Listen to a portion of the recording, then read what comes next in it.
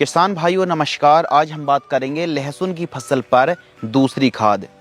लहसुन की अवस्था जब 40 से 50 दिन के बीच में हो तो ऐसे पोषक तत्व देना चाहिए जो कि तने को मोटा करे, जो कंद है ट्यूबर है उसके साइज में विकास करे, जड़ों का विकास अच्छा हो, पत्तियां एकदम हरी भरी रहें और बीमारी मुक्त रहें। तो लहसुन की फसल जब 35-40 दिन से लेकर के 50 दिन के बीच में हो तो इस समय दूसरी खाद आपको दे देना चाहिए। लेकिन दूसरी खाद में कौन कौन सी खादें मिला करके एक कॉम्बिनेशन बना करके देना चाहिए ताकि पैदावार में वृद्धि हो, चमक क्वालिटी में भी विकास हो। तो दूसरी खाद तो हम बताने वाले हैं इस वीडियो पर एकदम डेडिकेटेड के साथ साथ विस्तार के साथ साथ। लेकिन हमको इससे पहले जानना पड़ेगा कि लहसुन की फसल पर जो पहली खाद है कौन कौन सी खादें हमने प्रयोग की थी। आपको पता होगा, यदि आपने पहली वीडियो हमने जो फर्स्ट खाद वाली डाली थी आपने, आई होप वह वीडियो ज़रूर वॉच करी होगी। यदि वीडियो को वॉच नहीं किया है तो उस वीडियो को आप ज़रूर वॉच कर लीजिए। पहली खाद में जब 20 से 25 दिन के आसपास की फसल थी तो उस समय यूरिया, बेलम प्राइम या फिर जहां नेमेटोड्स का प्रकोप नहीं था वहां क्लोरसाइपर वाला कॉम्बिनेशन और फ्यूरी का इस्तेमाल किया था। प्लस रोको फंगीसाइड, जड़ संबंधित जो बीमारी आती हैं, जड़ गलन और अनेक प्रकार की फफूंदी जनित बीमारी सॉइल में जो होती हैं उसके लिए थायोफेनेट मेथाइल का इस्तेमाल किया था। और ह्यूमिक एसिड, जड़ विकास के लिए सल्फर और बायोबीटा का इस्तेमाल हमने किया था जो कि ग्रोथ बढ़वार में काफ़ी बढ़िया वर्क किया था। पहला खाद वाला कॉम्बिनेशन था। लेकिन अब बात आती है कि दूसरी खाद में हमको कौन कौन से तत्व, कौन कौन से पोषक तत्व देना चाहिए ताकि रिजल्ट बेहतरीन मिले। आइए जानते हैं।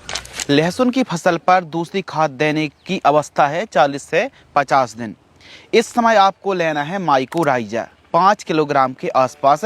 माइकोराइजा बहुत अच्छा काम करता है, जैसे धानुका कंपनी की माइकोर के नाम से आती है, एचपीएम कंपनी की एचपीएम गोल्ड के नाम से आती है, क्रिस्टल कंपनी की क्रिस्टोराइजा के नाम से आती है और कृषि रसायन की के मैक्स सुपर के नाम से आती है। यह जो माइकोराइजा है यह एक बायो खाद कह सकते हैं या फिर यह मेनली है फफूंदी फंगस है जो कि जड़ों में पाया जाता है। यह नाइट्रोजन को खींच करके पौधे को उपलब्ध कराता है और भी जो पोषक तत्व है nitrogen, phosphorus, potassium, sulphur, calcium, magnesium, zinc, boron, iron जो मिट्टी में पड़े हैं लेकिन जड़ों से दूर है तो उनको खींच के लाने की ताकत होती है माइकोराइजा फंगस पर। यह न्यूट्रिशन को अपटेक कराने में, पौधे तक पहुंचाने में काफ़ी बढ़िया काम करती है। और यह जो फंगस है यह बेनिफिशियल फंगस है, नुकसान नहीं पहुंचाता है, यह फायदा दिलाता है। और 1 एकड़ में 4 किलोग्राम से लेकर के 5 किलोग्राम आपको इसकी डोज रखनी चाहिए। लहसुन की फसल एक कंद वाली क्रॉप है, कंद वाली फसल है और कंद वाली फसलों पर माइकोराइजा बहुत लाजवाब काम करती है। और माइकोराइजा देने की जो अवस्था है 25 दिन से लेकर के आप 55 दिन के बीच में दे सकते हैं, प्रयोग कर सकते हैं। माइकोराइजा लहसुन की फसल पर प्रयोग करने की जो अवस्था है 25 से 55 दिन के भीतर आपको इस्तेमाल कर लेना चाहिए। लेकिन माइकोराइजा एक फंगस है तो इसे आप जैसे बेलम प्राइम है या फिर रासायनिक कीटनाशक जैसे आप क्लोरसाइपर वाला कॉम्बिनेशन ले रहे हैं, क्लोरपाइरीफास का इस्तेमाल कर रहे हैं, दानेदार कीटनाशक बेलम प्राइम, इनके साथ आप माइकोराइजा बिल्कुल इस्तेमाल ना करें।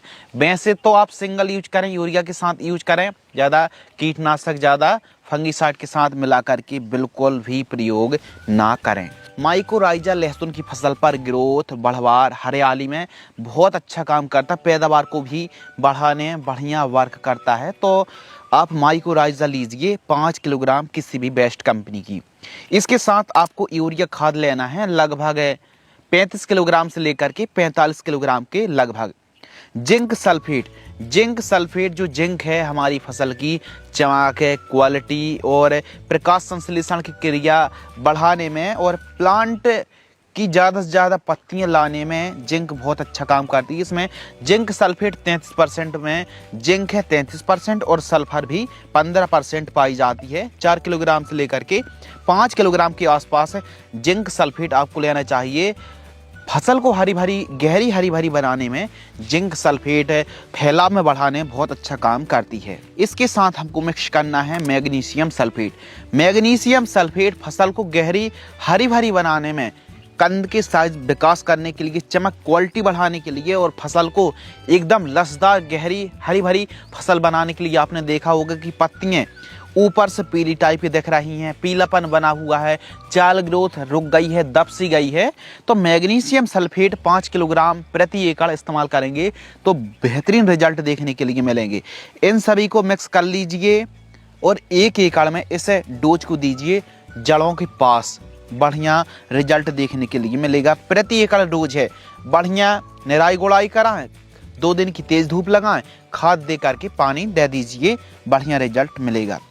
तो इस कॉम्बिनेशन का इस्तेमाल करने से यह एक तो दमदार कॉम्बिनेशन है, जड़ों की ग्रोथ है, जो सफ़ेद जड़ हैं उनका विकास तेज़ी से होगा और जो पत्तियां हैं वो गहरी हरी भरी फसल और जो क्वालिटी है वो भी ज़्यादा बढ़ने वाली है। मैग्नीशियम सल्फेट से एकदम गहरी हरी भरी फसल बनने वाली है, तो काफ़ी फायदे हैं। जड़ों का अच्छा विकास होगा, पैदावार वृद्धि होगी और जो तना है वो न केवल बढ़ेगा ग्रोथ लेगा बल्कि मोटाई में, पत्तियां चौड़ाई में बढ़ेंगी और फसल भी दमदार देखने के लिए मिलने वाली है। तो इस कॉम्बिनेशन को आप 1 एकड़ में इस्तेमाल करके देखिए, बेहतरीन रिजल्ट देखने के लिए मिलेगा। लेकिन इसके अच्छे रिजल्ट के लिए निराई गुड़ाई बढ़िया करें, यानी खरपतवार को खेत से बाहर करा दीजिए, बढ़िया निराई गुड़ाई करें और 2-3 दिन की तेज धूप आपने लगा दी और फिर आप जब पानी देंगे और उस समय इस खाद को दूसरी खाद में इस्तेमाल करेंगे तो रिजल्ट भी काफ़ी बढ़िया देखने के लिए मिलने वाले हैं। तो इस वीडियो के माध्यम से हमने आपको बताया कि लहसुन की फसल पर दूसरी खाद में इन फर्टिलाइजर्स का आप इस्तेमाल करेंगे तो काफ़ी उत्तम रिजल्ट देखने के लिए मिलेंगे।